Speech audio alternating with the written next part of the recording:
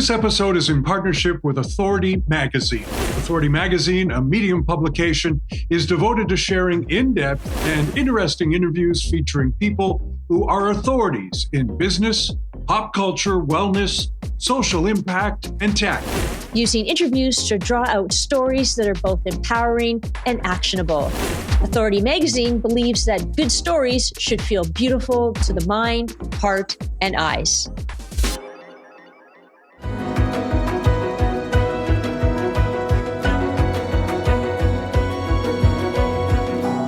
Today on Believe in People, we're going to meet someone who has dedicated his life to doing just that.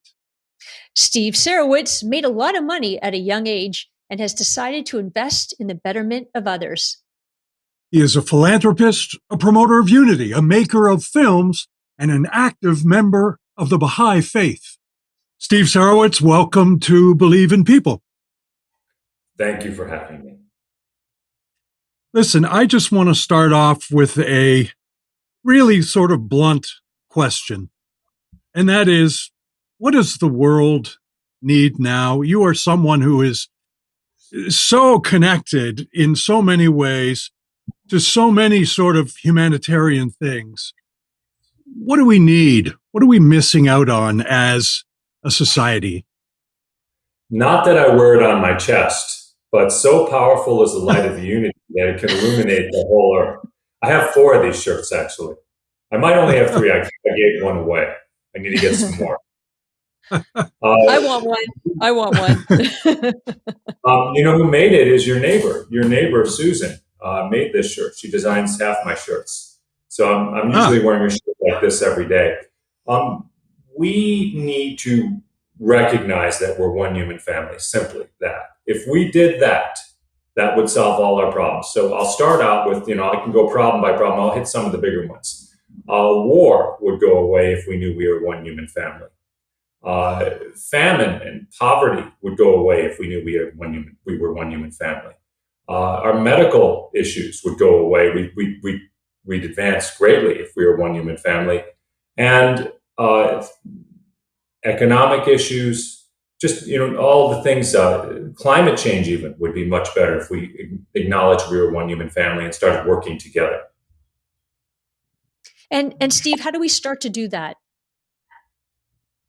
We have to change our hearts. So the way, living in Chicago, living in Highland Park, I live in a primarily white area, maybe a white Jewish area, you could say. And sometimes we don't believe that we're part of the greater Chicago area. So when we see someone shot in Chicago, that's them, it's not us, but it's always us. And it doesn't matter. We need to change our minds about the color of people's skin separating us, our religion separating, our nationality, our gender, and really understand our true oneness. Once we do that, we can start working together in a whole new level. Well, isn't it interesting that when shootings happen to the other, we feel that way, and yet in Highland Park, Illinois, the shooting came to us last summer on July the 4th, and perhaps reminded us all that no one is immune to this sort of activity. And frankly, we're having a difficult time grappling with it. Well, just imagine how difficult it is for the people who are dealing with this every month and every day. And they're just people like us. And that's the thing. It's not, you're not immune to it if you see it. There's people walking around Chicago with PTSD. It's awful that it came to Highland Park, but we also have to be concerned for the people that are dealing with this every day in Chicago. And we need to work together. We have the resources. Chicago, I'm saying collectively, is an area of wonderful community, financially, great resources, great beauty in this area. And if we work together, we can really make this area far more great than it is today. And Steve, when did this come about for you? When did you realize, had you always been sort of this mindful of what's going on, or when did this sort of start for you? And I know that you transitioned to Bahai faith, so I would really love to talk about that as well. But what influenced you? The Bahai faith is my primary influence in life. Everything I do now revolves around that. My business, personal, Uh, it's not that 100% of everything I do is Baha'i, but the Baha'i faith influences everything I do. So the primary mission of the Baha'i faith is to unite humanity. The primary mission of the Baha'i faith is to acknowledge that we're one human family, to eradicate racism, to eradicate sexism, to eradicate nationalism, to eradicate religious prejudice, to look at the religions rather than as competing, but as distinct and beautiful chapters in a single eternal faith of God. I became a Baha'i in 2015, and I've gradually been evolving to incorporate Baha'i into everything I do. Right now, I'm investing into a few new ventures, and each one of them is influenced by my views as a Baha'i. And actually, a couple of them are actually run by Baha'is who have a similar point of view. I'm very excited about two of them, actually. I'm going to ask you a question. You just mentioned economic issues there. Did you find, because of your business acumen, you are very successful in terms of business? Did you still find, after such success, there was some emptiness that had to be filled despite the fact you were so successful? Is that something that sort of edged you along in the path you've taken? A lot of people become Baha'is because they're searching for something, because they're looking for something different. I wasn't one of those people. I was pretty happy in my path. I have a wife and two children. I absolutely adore my children. Success in business, I get along very well with now our co-CEOs at Paylocity. I've been very lucky there.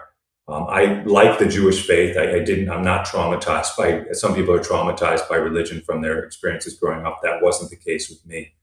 I just really found the Baha'i faith to be very logical at first. So it was the logic of the Baha'i faith that we don't have competing religions that attracted me. And then the message of the Baha'i faith and how relevant and how necessary it is for humanity attracted me. And then after that initial attraction, I had a very strong spiritual transformation in Israel, which is also a pretty interesting story. And that influenced me on a deeper level. But what really attracted me to the Baha'i faith is just that it makes sense. It doesn't make sense that we should be separated. We're all created by the same creator. And Steve, can you share that story of what happened in Israel? So Paylocity goes public in 2014. I called up a man named Bill Strickland. I said, I want to make a center in Chicago, which we did, called Chi-Cat. If you haven't had a chance to check it out, it's on the west side of Chicago. It's an after-school arts program for kids and vocational for adults. And about 5 conversations in, Bill says to me, I'm building this center. I want to build this center with Jewish philanthropists out of Miami in Akko, Israel. And I almost fell out of my chair. At the time, I had decided to become a Baha'i, but I was waiting 2.5 years for my kid's bar mitzvah because my wife is Catholic. And she said, you have to wait until after the bar mitzvah, you're the Jewish one. And I was waiting patiently when he told me this. And then he asked me to go to Akko, which is essentially Mecca for Baha'is. It's where Baha'u'llah, the founder of the faith, is buried. So I went to build the center, which has been very successful in Akko, Israel. And the first time I go, we went outside the shrine of Baha'u'llah, and I had a complete spiritual transformation. My wife literally thought I went crazy because the only thing I could talk about after that was the Baha'i faith. But I had many other changes. I was sleeping 4 hours a night. I was happy as a lark. And I'm a competitive runner. I was running faster, significantly faster, playing basketball better. One very interesting phenomenon, which has never gone away, is I just started healing people with my hands. I started doing Reiki without even knowing what Reiki was. So within 6 months, I was a Baha'i. Wow. Has there been any pushback from your family members, from relatives, from people in the community with regards to your decision? I'm sure some people think I'm crazy, but probably less so now because 8 years ago, I was telling people the world is falling apart. We need to change. We really need to change. Humanity needs to change. We're going to see a lot of problems. And 8 years ago, it wasn't so obvious. Now it's much more obvious that we have severe problems. And more people are coming to me and say, what were you talking about? What's that solution? I think a lot of people are lacking in hope right now. And Baha'is have lots of hope because we understand it's going to be bad, but we also understand how to get out of the bad into the future. And so, yes, there's been pushback by family, certain friends, mainly by family. My father had thought I joined a cult and told me that they were going to take all my money. I tried to explain that the Baha'i faith is quite the opposite of a cult, that it's very open. I can come and go as I please. And they don't want any of my money. And there's no individual hierarchy in the Baha'i faith. There's no clergy even. So it's a very open religion. The number one tenet is to think for yourself, independent investigation of truth. So it's literally the opposite of the definition of a cult. But I couldn't convince my father of that for about 6 years. And then finally, after about 6 years, he called me crying and said, I'm sorry I was wrong. You become a better person. So he was probably the hardest one. Wow. That says a lot. And I think then the Baha'i faith really moved you into another industry, which is the film industry. So is this because you were able to tell stories, share stories with the world, or what was that motivator for you, Steve? I declared as a Baha'i on February 10th, 2015, which happens to be my father's birthday. And 3 days later, I emailed my friend, and I was in front of a picture, a painting actually of 99 martyrs who were killed by the current government of Iran. And I emailed my friend, one of the martyrs right in the center of that painting was his father. And I had a picture of me basically declaring as a Baha'i and said, I'm a Baha'i now. And this is my friend Farshid. He's been a Baha'i his whole life and probably didn't expect me to send him that picture. And I said, I'm going to be a Baha'i now. I'm just going to retire. Paylocity had gone public. I didn't need to work. So I said, I'm just going to retire and I'm going to teach the Baha'i faith. And he said, well, you could do that and reach hundreds of people, or you could make a movie and reach millions of people. Less than an hour later, I get an email from a movie producer by the name of Peter Samuelson, a producer of 25 movies. Biggest movie was, the most famous one he made is Revenge of the Nerds. And I started a conversation with Peter. I'd never talked to him before. Next thing you know, a week later, I'm in Santa Monica, which is actually where I'm sitting right now. And at the time, we didn't have a house in Santa Monica. Now we do. And I was sitting at a restaurant with Peter and said, hey, I'm thinking about making this movie. And pretty soon it became a 4-way conversation with the people at the next table. And next thing you know, I was on a 3-year odyssey to make a film called The Gate, Dawn of the Baha'i Faith. And along the way, I met some wonderful Baha'i actors, including Rainn Wilson, who I've become good friends with, and Justin Baldoni, who I've become very good friends with and partners. And so I am now making a lot of movies with Wayfair Studios and Justin Baldoni, who's in New York right now, making a very, I would say, a very prominent picture, a very exciting picture called It Ends With Us, based on the #1 best-selling novel over the last 2 years by Colleen Hoover. He's going to star in it and direct it, and I will be the producer. Steve, I was just about to ask you when this thing happened, you were talking about movies, and our inside story is that you and I met in a local Thai restaurant. We were having dinner, and our group was having dinner with a couple that we often go to the movies with. And on that particular night, we had already seen all the movies for the Oscar nominations. So we decided to go for dinner and not go to a movie. And we were talking about the kinds of movies that we liked, kinds of movies, who was going to win an Oscar, what did you like, or what have you. And the next thing I know, the voice comes from behind the scene at the next table, and the voice says, well, what kind of movies do you want to see? And it turns out it's our friend Steve Sarowitz there. That's how we met. And for you just to tell us a story. We had basically a bankrupt movie house in our town. And Steve, who we all like a lot now because he bought it. But you have some specific ideas about the kinds of films you wanted to show in there. Will you share that with us? Yes. So my whole philosophy is that film and art in general should be there to uplift humanity. Art is a reflection of life. Life is a reflection of art. And so if you look at Hollywood, if you look at, go to AMC theaters or the larger theater chains, and just in general, most of the films are films that are either, to me, a waste of time, or they have negative energy. There's a lot of violence in them. There's a lot of casual sex and drugs. And there's horror films. That's probably 2/3 to 3/4 of the films or more. And I want films that really uplift humanity. And so I want films that make you laugh, that make you cry, that make you think. We have a lot of directors coming in and showing their films and having discussions afterwards. We have a whole series actually this month. We had Jane Goodall come in last month. We had Penn Badgley come in. We just showed a film called Foster Boy, which I'm executive producer on, and another one called Abdul Baha, France, which I'm also executive producer on. And these are films that ask a lot of questions and have us think, okay, what did I learn, and how can we make the world a better place? Upcoming, I'm very excited about, on April 18th, we have the Holocaust Memorial Day. We're showing 6 films about the Holocaust. And so that's also, and we're giving 100% of the proceeds to Holocaust education. So it's our chance to be of service to the community.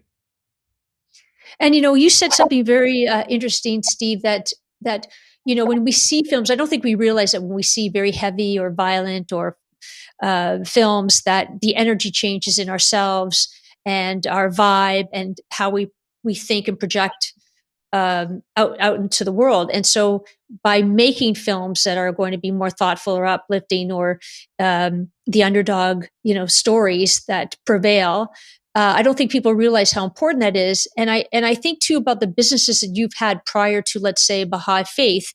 And you talked about Israel and your not epiphany, but the lightness you felt, better runner, better basketball player. So that shift. Do you realize how important that shift was for you?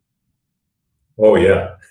So about a month and a half later, I'm sitting there at the start of a race. It's just a little race. And there's a young 17-year-old kid who's running high school cross country. And I was on the verge of my 49th birthday. And so, here's a 50-year-old runner going against a 17-year-old high school runner.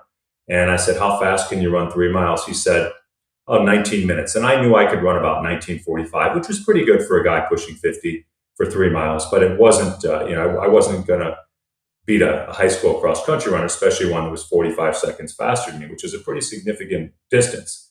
And so we take off, and he takes off, and I think I'll never see him again. And I caught him at the mile, and I won going away. I ran 19 minutes. I ran 6:20 pace for 3 miles, and it was easy for me. Just felt like floating on air.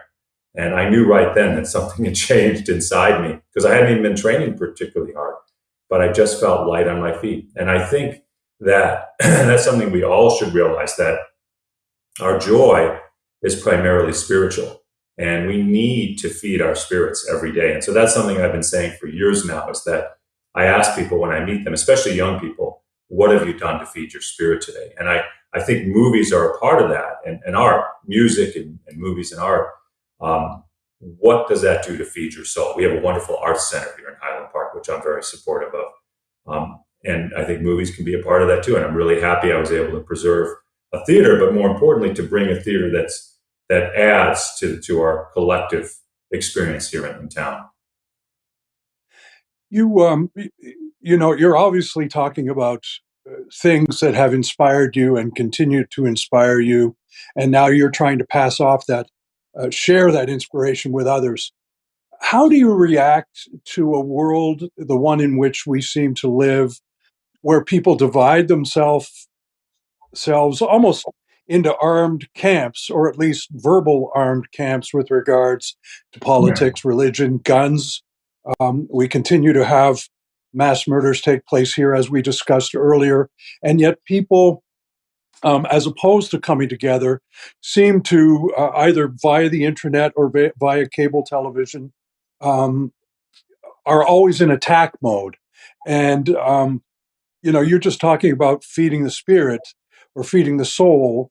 I don't see very much soul or spirit taking place in our nation right now. How does that affect you? Well, first of all, I'm going to read you a little quote. When a thought of war comes, oppose it by a stronger thought of peace. A thought of hatred must be destroyed by a more powerful thought of love. So that is Abdul Baha. If you've ever heard of Abdul Baha, that is the son of Baha'u'llah. And so that's a beautiful quote from Abdul Baha. And he says that because he's actually talking about the Battle of Benghazi at the time, if you've heard of the Battle of Benghazi. So about over 100 years ago. And so we're in that same type of situation where you have a lot of thoughts of hate, and we overcome those thoughts with more powerful thoughts of love. The other thing that is you'll hear often from Baha'is is there's a dual process going on. The process of disintegration of a woefully inadequate old world order and replacing it with this new civilization, which is based on love and kindness and peace and unity. And if you look beneath those waves of hate, there's this rising tide of love and kindness. And many, many people are actually feeling that. It's just not what you're seeing in the news. Yeah, it's so true. And Steve, I would say for our viewers and listeners today, what's one thing that they can do right now to help raise their vibration or raise their sense of spiritual happiness? Well, I mean, I found a lot of satisfaction studying the Baha'i writings. I encourage people to do that. I think the Baha'i writings are guidance for humanity in this age. You don't have to even become a Baha'i to study the writings. But I think to pray, whatever faith you are, if you're Jewish, if you're Christian, embrace your faith. Right now, in times of trouble, you might want to do that. To meditate, to pray, to read the Word of God, to look to be of service, to look there's a whole video we did about escaping the prison of self, not to worry about the material world, but to really turn your face and your heart towards the spiritual world and ask, how can I be of service to humanity? At the end of the day, we don't get any rewards for owning the most cars or houses or having the most money in our bank account when we die. I really think we're here on this earth to develop our spiritual quality. So work on developing one spiritual quality today, maybe love, maybe kindness, maybe mercy, compassion, patience, and maybe just give your neighbor, your wife, your husband, your child, give them a hug. Mm-hmm. Start with that. Something simple. You're a pretty successful businessman, and you did mention earlier that you don't really need to punch a clock anymore. Is that where the philanthropy comes in for you? Because you are secure, but you feel a need to share, help others with their spiritual journey? Yes, and I share in a lot of ways. So I help lead 10 different Baha'i classes every week in addition to my work. I have a person that I actually hired full-time who helps me. I met her and she was a Buddhist, and I said, well, you're actually a Baha'i. And she said, how do you know? And we were doing Baha'i classes. She had told me she was a seeker of truth, and so she became a Baha'i, and Cheryl and I lead these classes every week. We've been doing it for a couple of years. But the philanthropy comes in because I do have excess money. And I think if you have more money than you need, why wouldn't you share it? Again, with the whole idea that we're one human family, take a look at how you can invest that money to help humanity. The money is no good in my bank account. The money is good when it helps people. So I'm investing. I do impact investing. I'm investing in companies I think will help the world. And I'm investing in communities and trying to uplift communities, primarily in the United States, primarily with Black and brown communities and women, and the reason, and Native American, and the reason we're focused on that is I always say it this way, that we're all flowers of one garden, and if some of those flowers have had a little less rain and a little less sunlight, it's my job, since I've been given a little extra, to share. That very simply. And I guess this sort of this may seem obvious, and yet, Steve, every week we ask our guests the same question: why do you believe in people? Well, we're all created by God, and if you look at people soul first, everybody's beautiful. Even that ugly person you think you're going to hate because of politics, and we're talking about division or religion or something, color of their skin, whatever you think is a reason to hate that person, you have to stop looking at the outside and look at that soul. And everybody has a soul. And so if we look at people's soul first, why wouldn't you love everybody you meet? That's great. Steve Sarowitz, thanks so much for spending some time with us. It's certainly been an uplifting half an hour for Amy and myself, and hopefully for those who are listening. Thank you very much, and best of luck with your film ventures, and hopefully you'll see me with a box of popcorn and a Diet Coke in the theater sometime soon. Thank you. Well, thank you for supporting the theater. I really appreciate it. We need all the help. I think I can see you being a member of the theater. We'd love to have as many members as possible. That's great. Thanks, Steve. So it's membership. Is it a membership based? It's basically anyone can buy a ticket. By the way, we lowered the price of tickets. It's $10 with tax, $8 for seniors. And then you have things like free popcorn Wednesdays, which happens to be today. And then membership for $25 a month, you get a discount on all concessions and unlimited free movies. So if you're a moviegoer, we would love to encourage people to be members. The more members we have, the easier it will be for us to sustain ourselves financially. We had a wonderful weekend last weekend. We had over 1,000 people come with Air and wow, and Super Mario. So we're getting to the point now where we can see the light. It was kind of hard when we first took it over. We'd have 6 people come in the course of the day, and now we're getting a little bit busier, which helps. That's awesome. That's great. Well, that's good news for everyone. We really appreciate the support of the community. So thank you for having me today. Thanks a lot, Steve. Thank you for having me. Well, there was an inspirational half hour with a power outage in the middle of it. But the inspirational part was spending time with a fellow who seems to have made it his mission in life to inspire others through his own service. He's clearly setting an example and moving off into the creative industry and entertainment, and still inspiring along the way. And thank you, Steve Sarowitz, for being with us today. Yeah, and Kevin, I really appreciate the fact that Steve is finding ways in which to share the story around unity and compassion and curiosity, and just for us to connect as a global community. Human race. I mean, exactly. So if you've been inspired today and enjoyed this episode, we welcome you to subscribe to Believe in People, because we, as Kevin says, believe in you. Take care. See you next week.